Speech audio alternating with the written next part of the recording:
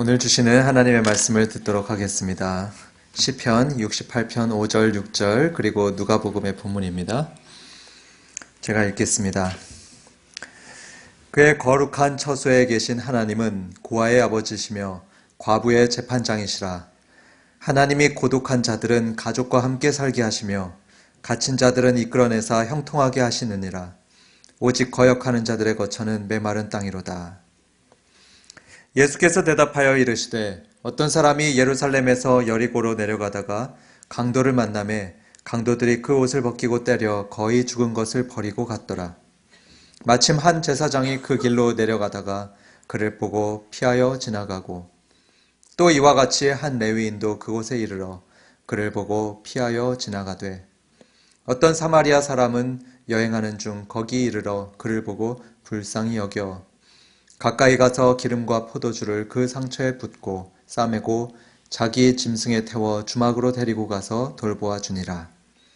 그 이튿날 그가 주막 주인에게 데나리온 2를 내어주며 이르되 이 사람을 돌보아 주라. 비용이 더 들면 내가 돌아올 때 갚으리라 하였으니 네 생각에는 이 세 사람 중에 누가 강도 만난 자의 이웃이 되겠느냐?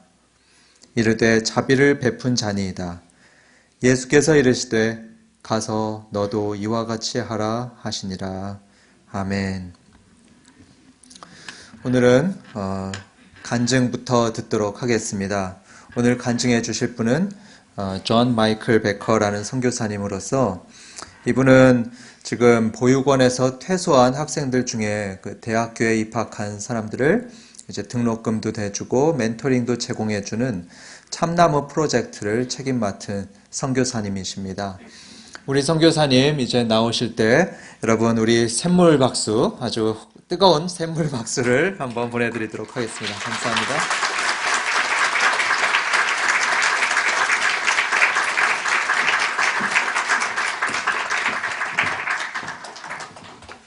안녕하세요. 제 이름은 존 마이클 베커입니다. 이름이 길어서 사람들은 그냥 JM이라고 부릅니다. 저는 미국 워싱턴 DC에서 왔고 버지니아 콩대에서 엔지니어링을 전공했습니다. 제가 대학교에 들어갈 때는 졸업을 하고 좋은 직업을 가져서 돈을 많이 버는 것이 목표였습니다. 하지만 대학 생활을 하면서 하나님과 가까워졌고 그리고 더 이상 제 길이 아닌 하나님의 길을 따르고 싶었습니다. 대학교 4학년이 되었을 때 저는 금식을 하며 미래에 대해 기도하기를 시작했습니다. 하나님께서 저와 그리고 제 부모님을 정확하게 인도해 주시기를 기도했습니다. 하나님께서 대학교를 졸업하고 나서도 제 미래에 대한 하나님의 인도하심이 아직 정확하지 않아 계속 금식하며 기도했습니다. 미안해요. 잠깐만요. 피곤해요. 3부.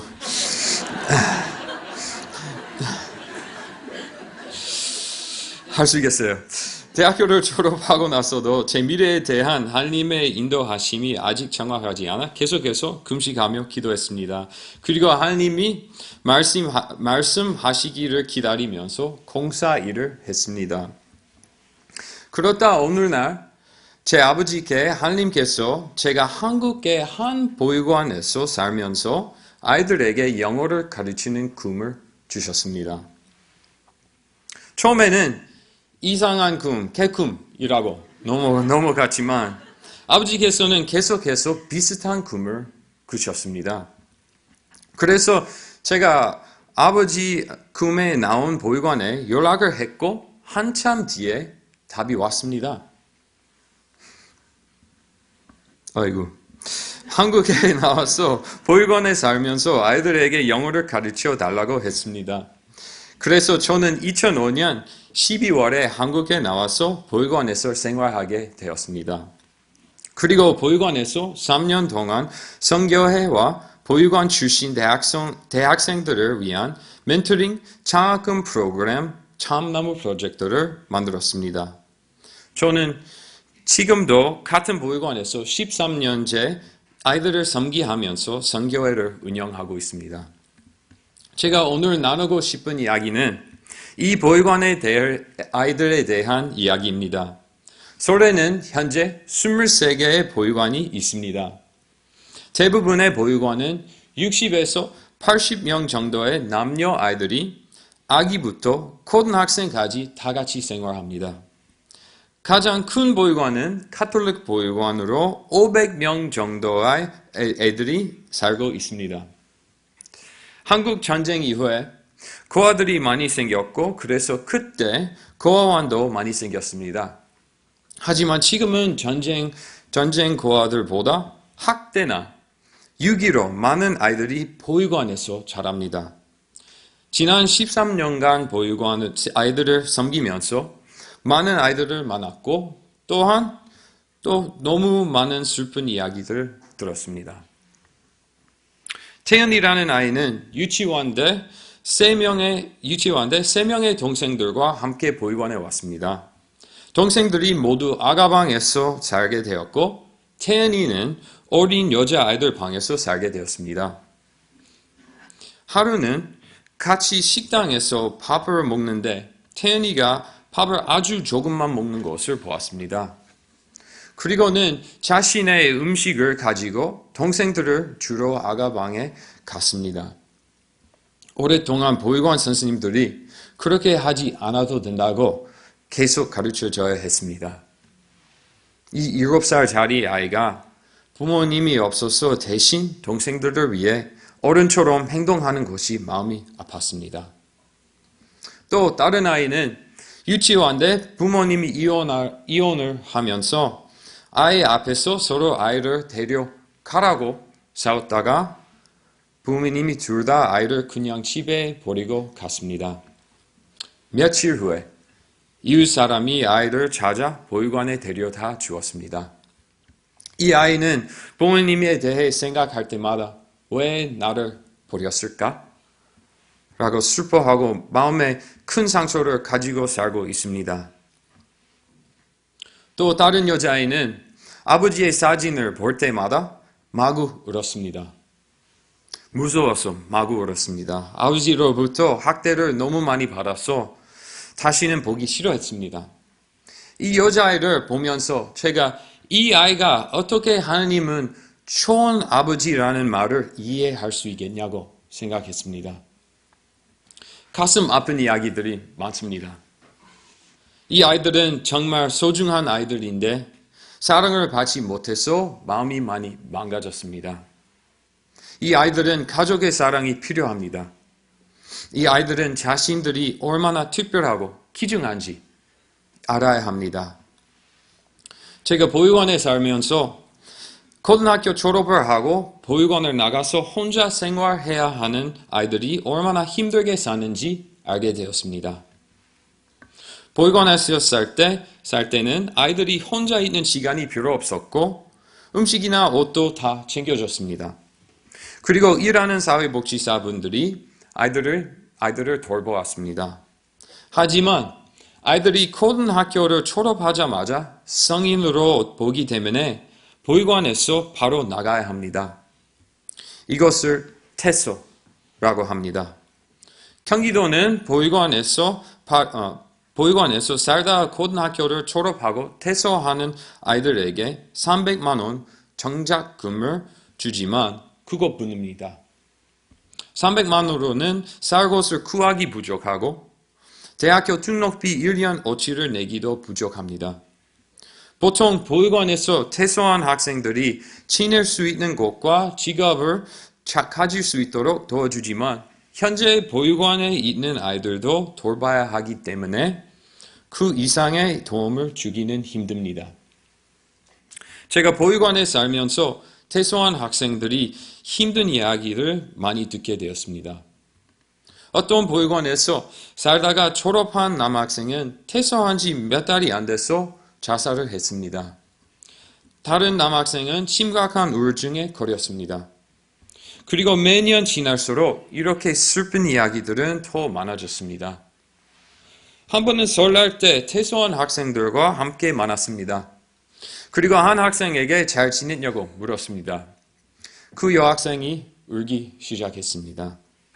학생이 울었던 이유는 파는 자신을 초대해줘서 감사한 마음 때문이고 라고 했고, 또 다른 파는 너무 힘들고 외로웠어 라고 했습니다. 그리고 일하는 곳에 상사가 자신이 고아인 것을 알고 성추행을 하려고 했다고 했습니다. 이 학생을 보호해주는 사람이 없는 것을 알기 때문입니다. 이렇게 보육원을 퇴소한 학생들은 가난하고 외로운 것뿐만 아니라 직장이나 사회에서도 차별받고 범죄 조직이나 성매매에 쉬운 타겟이 됩니다. 그리고 고아에 대한 안 좋은 인식 때문에 어떤 이들은 결혼도 하지 못합니다. 보육원에서 살면서 이런 이야기들 들을 때마다 마음이 너무 아팠습니다. 그래서 하나님께 울면서 물었습니다. 왜 이런 고통을 허락하시는 건가요? 하나님이 정말 좋으신 분이면 이 세상에는 왜 이렇게 고통받는 고아들이 많은 건가요? 시편 68편 5절에는 하나님은 고아의 아버지시라고 하는데 왜 이 아이들은 하나님을 모르고 이렇게 힘들게 삽니까? 그때 하나님께서 제게 이사야 61장 마음에 주셨습니다. 이사야 61장 1절부터 3절까지 다 같이 읽었으면 좋겠습니다. 시작. 주여의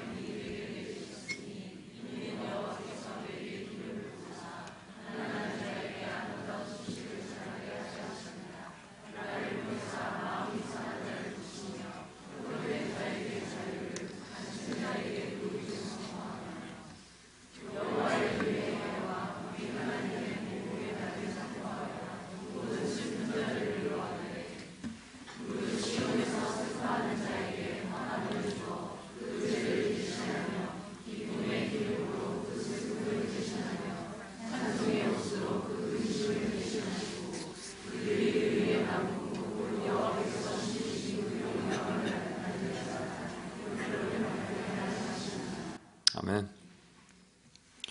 제가 하나님께서 울며 기도했을 때 하나님께서 제게 이렇게 말씀하시는 것 같았습니다. 내가 너를 사랑한다.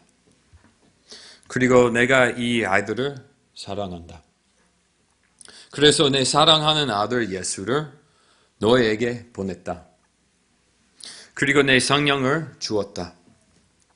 너희들이 이사야 61장에 말한 것처럼 가난한 자, 마음이 상한 자, 포로된 자, 갇힌 자들을 사랑할 수 있도록 내 성령을 너희에게 주었다.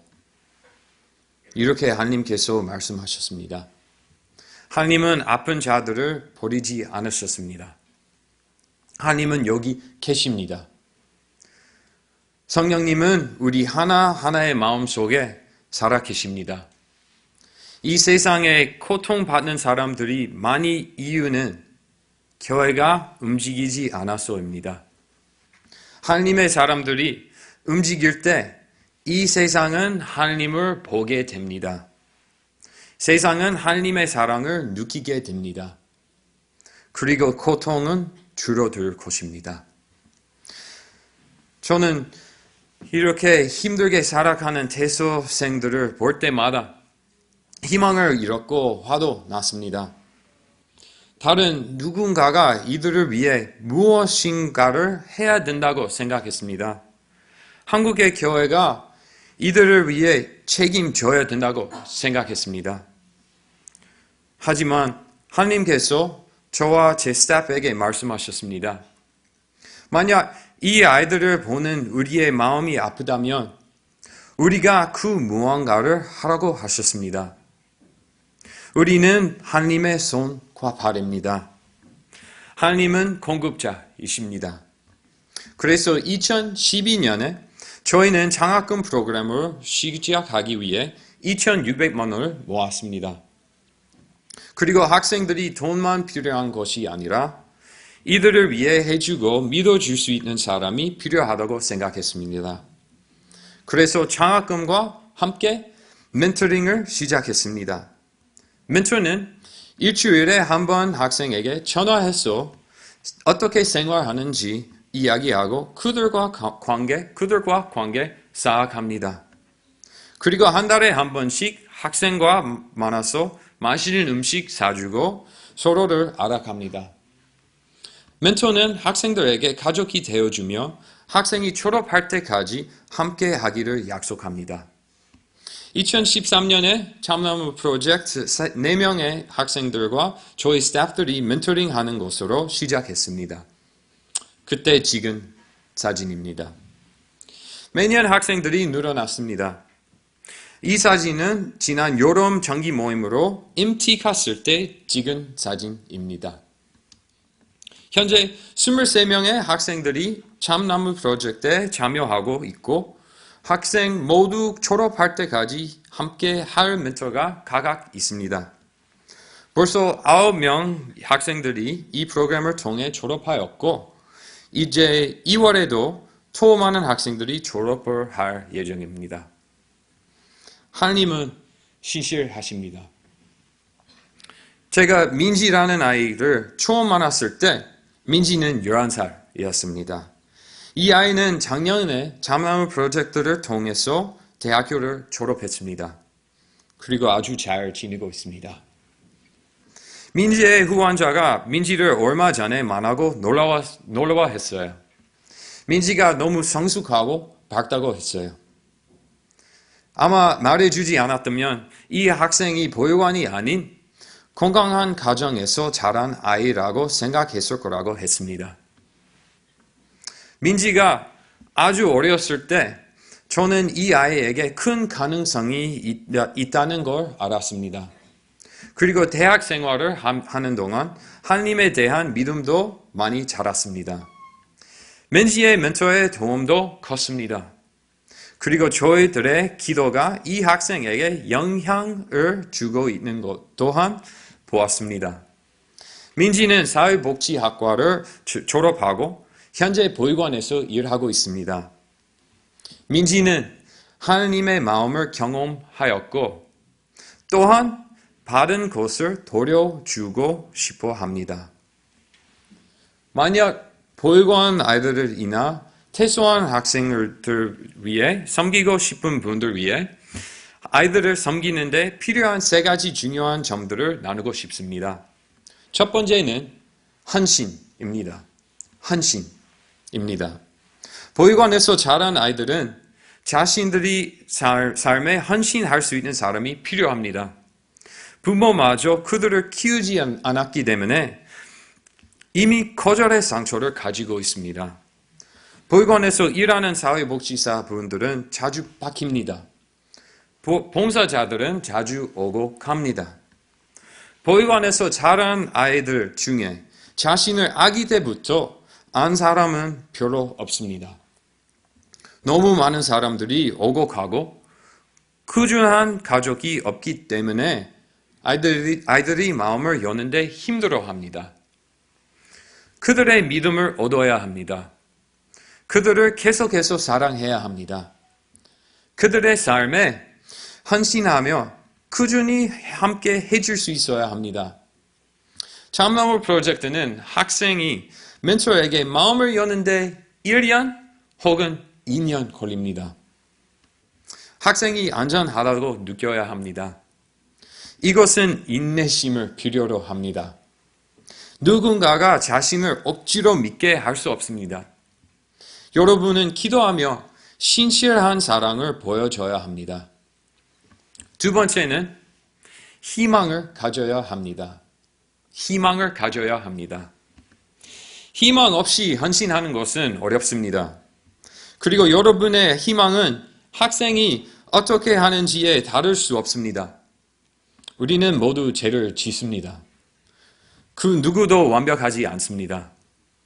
그래서 우리의 희망은 하나님의 사랑과 성령님 안에 있어야 합니다. 하나님께서 그들은 변화시킬 수 있습니다. 예수님의 제자들은 대부분 가난하고 배운 것이 없는 이들이었습니다. 특별하고 잘하지 않았습니다. 하지만 성령님이 그들을 만지셨을 때 그들은 변했습니다. 그들은 큰 지혜와 용기를 얻었고 배운 자들을 놀라게 했습니다. 많은 보육원의 아이들은 자랄 때 자신을 믿어주는 사람이 없었습니다. 그래서 학교에서 노력을 하지 않습니다. 자신이 바보라고 생각하기 때문입니다.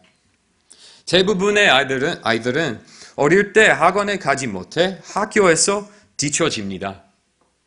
제가 가르치는 학생들 중 몇 명은 계속해서 전 할 수 없어요. 전 할 수 없어요 라고 합니다. 보육원에 들어오는 아이들 중에는 심한 방치 속에서 자라서 한글도 못 읽는 아이들도 있습니다. 하지만 이들 중에 바보는 한 명도 없습니다. 그들은 하나님의 창조물입니다. 그들은 하나님의 형상대로 만들어졌습니다.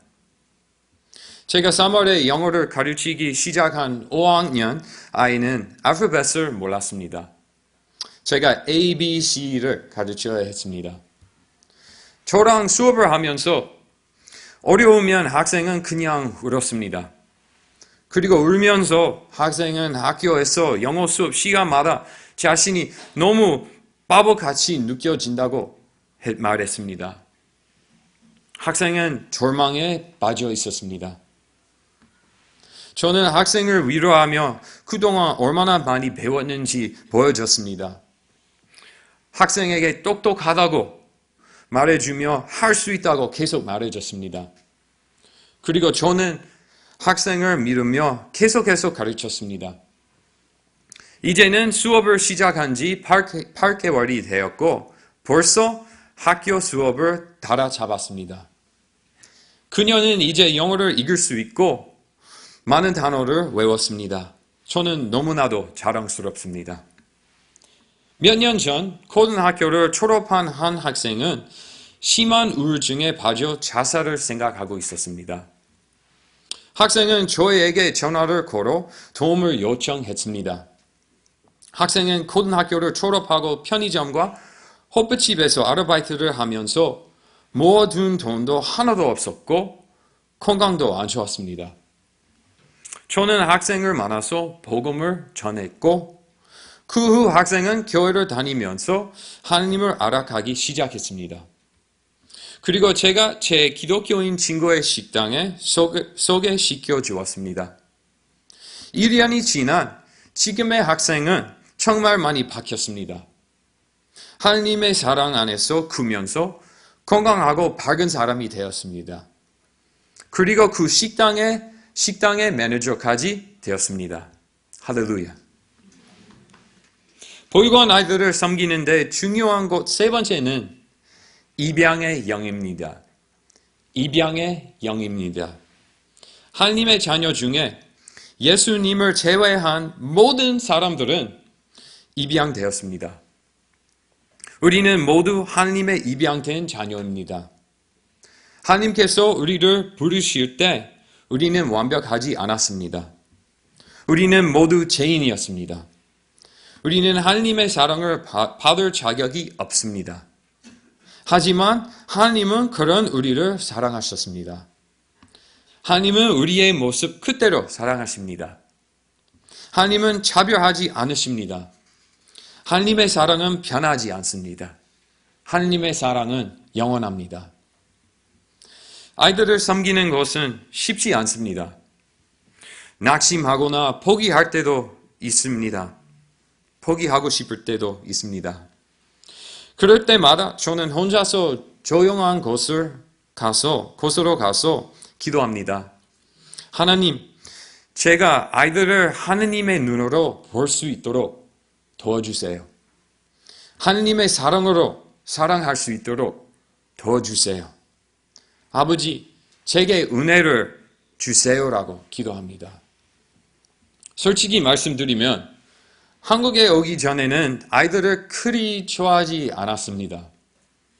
그래서 하나님께서 저를 보육원으로 보내셨을 때 걱정을 많이 했습니다. 한국으로 오는 비행기 안에서 제가 계속 하나님, 아이들을 사랑하는 마음을 주세요 라고 기도했던 게 생각납니다. 보육원에 도착해서 저는 방마다 가서 아이들을 사진 찍고 컴퓨터로 아이 한 명 한 명씩 이름 적었습니다. 그리고 한 명 한 명을 위해 매일 기도했습니다. 그렇게 했더니 88명의 아이들의 이름을 이틀 만에 외울 수 있었습니다. 그리고 아이들을 향한 깊은 사랑이 생겼습니다. 하나님의 사랑은 위대합니다. 우리가 하나님의 손과 발이 되기를 선택하면 하나님은 성령님을 통하여 우리에게 힘을 주십니다. 우리는 이 아이들을 하나님의 눈으로 보아야 합니다. 아이들을 가족으로 보아야 합니다. 우리 모두 하나님의 딸과 아들입니다. 저는 하나님께서 이 아이들에 대한 사랑을 너무 많이 주셔서 이제는 한국을 절대로 떠나고 싶지 않습니다. 제 기도는 북한의 문이 열리면 거기서 북한 아이들을 위한 보육원을 세우는 것입니다. 우리는 하나님의 손과 발이 되어야 합니다. 우리가 이 아이들에게 하나님은 그들의 아버지라는 것을 직접 보여줘야 합니다. 하나님은 한국을 사랑하십니다. 이 땅의 사람들을 사랑하십니다. 제가 어떻게 아는지 아세요? 왜냐하면 여러분들이 있기 때문입니다. 여러분이 하나님을 사랑하기 때문입니다. 그리고 여러분들이 하나님의 손과 발이기 때문입니다. 가난한 자, 마음이 상한 자들은 여러분을 통해 하나님을 알게 될 것입니다. 여러분을 통해 사랑을 경험할 것입니다. 그리고 이 나라의 고통은 그렇게 치유될 수 있습니다. 아멘. 기도하겠습니다. 하나님 아버지, 샘물교회를 사랑하셔서 감사합니다. 이 가족을 주셔서 감사합니다. 아버지, 저희가 하나님의 손과 발이 될 수 있게 도와주세요. 하나님의 마음을 저희에게 주세요. 외롭고 고통받는 아이들이 이 교회를 통하여 하나님의 사랑을 경험할 수 있도록 도와주세요. 그리고 선한 울타리 축복해 주세요. 퇴소한 학생들이 선한 울타리를 통해 집과 가족이 생길 수 있도록 기도합니다. 하나님의 사랑이 우리의 손과 발을 통해 이 나라에 부어지기를 기도합니다. 예수 그리스도 이름으로 기도드렸습니다. 아멘. 감사합니다.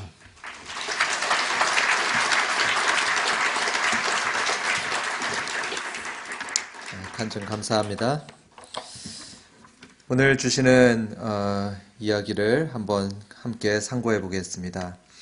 오늘 예수님께서 주신 이 이야기는, 누가복음의 이야기는 흔히 선한 사마리아인 이야기라고 불리죠. 그 의미는 착한 사마리아인이다, 이런 의미를 담고 있습니다.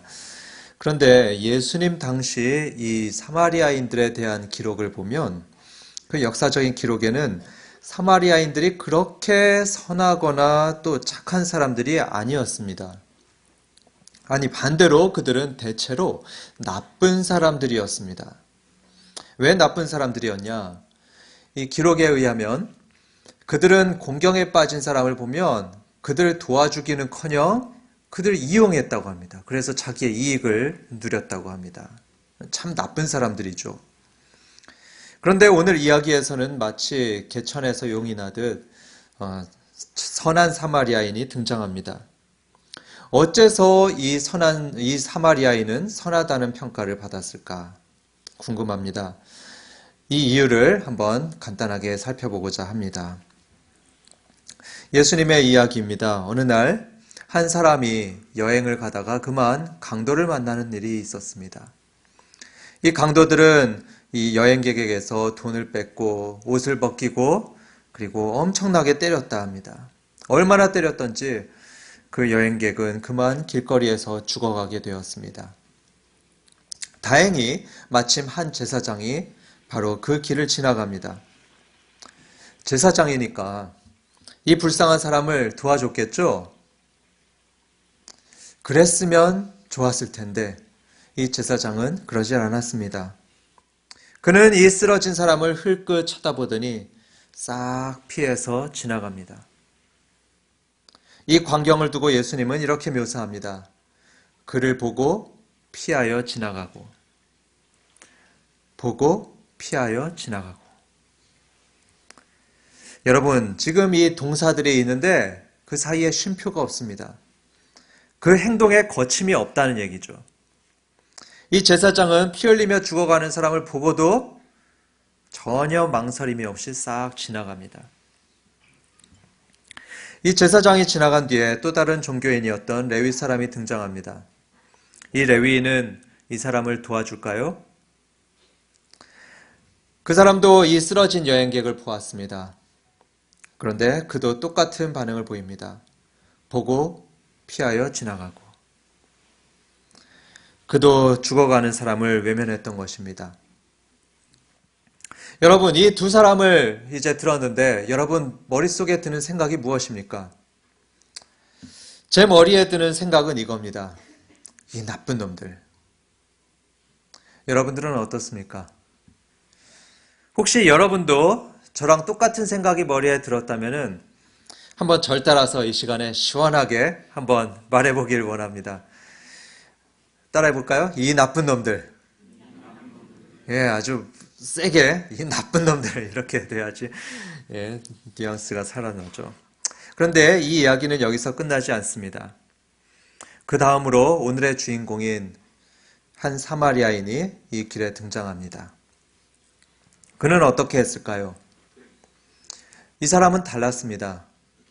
이 죽어가는 사람을 외면하지 않고 또 피하지 않았습니다. 대신 그는 성경에서 표현하길 불쌍하게 여겼다 합니다. 참 불쌍하다 이렇게 생각했죠. 그래서 그는 쓰러진 사람에게 다가갔습니다. 그리고 자기가 가지고 있던 기름과 포도주를 부어주고 또 상처를 싸매어 주었습니다. 그리고 그를 메어다가 당나귀에 태우고 근처에 있는 여관으로 데려갔습니다. 보통 사람 같으면 이 정도만 하고 아마 자기 갈 길을 갔을 겁니다. 그런데 이 사마리아인의 선행은 여기서 끝나지 않았습니다. 34절에 말하기를 그는 이 여행객을 데려가서 여관으로 데려가서 돌보아 주었다고 합니다. 아마 이불도 덮어주고 머리에는 물수건도 덮어주면서 돌보아 줬던 것 같습니다. 그렇게 다음 날까지 간호해 주었습니다. 하지만 다음 날 이 사마리아인도 자기의 갈 길을 가야 되는 겁니다. 이제 떠나야 되는데 그런데 이 사람은 누워있는 그 사람을 생각하니까 차마 발걸음이 떨어지질 않습니다. 그래서 그는 여관 주인을 부릅니다. 불러서 자기가 가지고 있던 돈, 요즘 돈으로 하면 10만 원 정도를 손에다 딱 쥐어주면서 간절히 부탁을 합니다. 여보시오, 제가 부탁 좀 하겠습니다.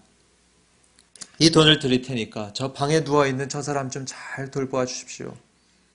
혹시라도 이것보다 더 돈이 드는 일이 있다면 그냥 그걸 쓰시고 제가 돌아오는 길에 그 돈을 제가 잘 갚아드리겠습니다. 꼭 좀 잘 부탁드립니다. 여기까지가 예수님 말씀하신 선한 사마리아인 이야기입니다. 어떻습니까, 여러분? 감동적입니까?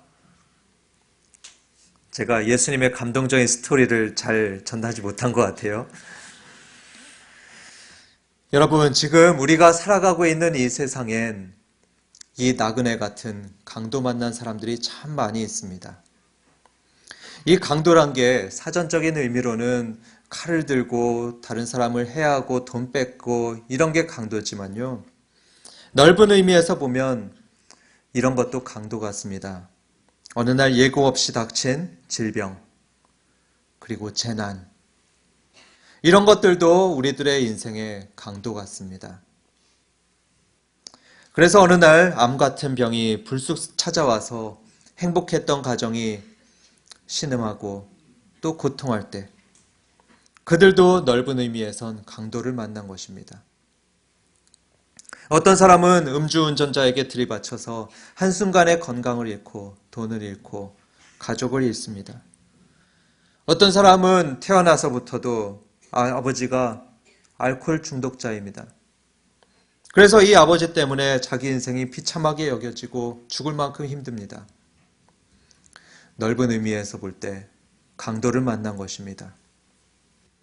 이런 강도 만난 사람들이 참 많죠.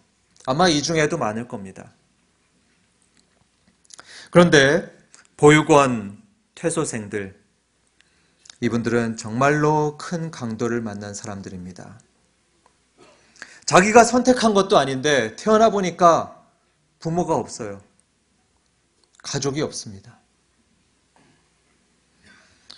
부모님의 사랑도 받아보지 못하고 자라다가 18세가 되면 보육원도 떠나야 됩니다.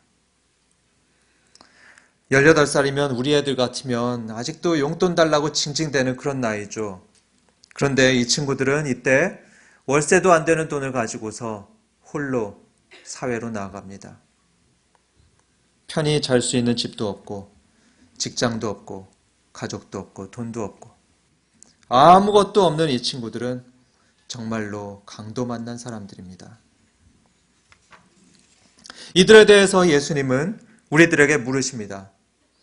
누가 이 강도 만난 자의 이웃이 되겠냐?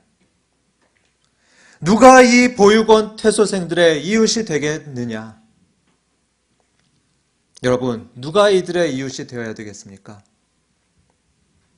바로 저와 여러분들입니다. 바로 우리 샘물 성도들이 그들의 이웃이 되어야 됩니다.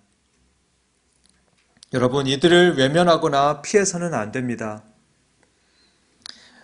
아까 우리 제사장과 레위인 이야기 듣고서 머릿속에 어떤 생각이 들었었죠? 이 나쁜 놈들, 이 생각이 들었었죠.